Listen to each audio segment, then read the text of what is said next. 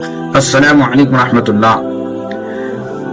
एक हदीस पाक में आया है कि हजरत अबू ज़र रज़ी अल्लाह तआला अन्हु फरमाते हैं कि एक मर्तबा आप सल्लल्लाहु अलैहि वसल्लम सर्दी के मौसम में बाहर तशरीफ लाए तो दरख्ते के पत्ते गिर रहे थे।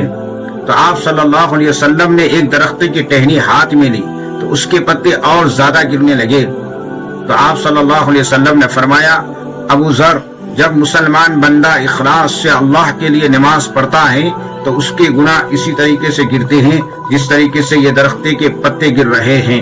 सर्दी के मौसम में दरख्तों के पत्ते कसरत से गिरते हैं और बाज दरख्तों पर तो एक भी पत्ता बाकी नहीं रहता है। तो जब मुसलमान इखलास से अल्लाह के लिए नमाज पढ़ता है तो उसके गुनाह भी ऐसे ही गिर जाते हैं जैसे दरख्ते के पत्ते गिरते हैं, यानी सारे ही गुनाह माफ हो जाते हैं। एक बात काबिल लिहाज है कि आयत कुरानिया और हदीस नबविया की वजह से नमाज वगैरह इबादत से गुनाह सगीरा माफ होते हैं, कबीरा गुनाह बगैर तौबा के माफ नहीं होता।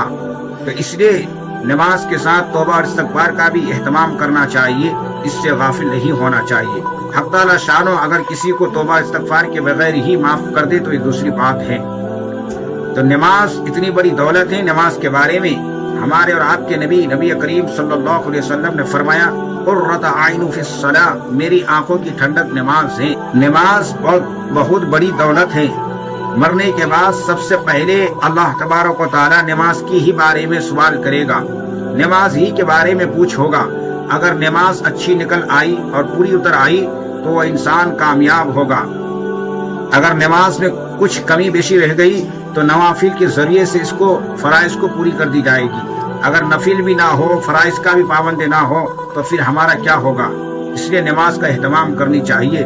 जिस तरीके से हम लोग माह रमजान में फर्ज नमाज को अल्लाह का हुक्म समझकर और अपने ऊपर लाजिम और फर्ज समझकर नमाज का एहतमाम किया, इसी तरीके से मरते दम तक हम नमाज में कायम रहना चाहिए, नमाज को पढ़ना चाहिए। नमाज किसी भी हालत में माफ नहीं है।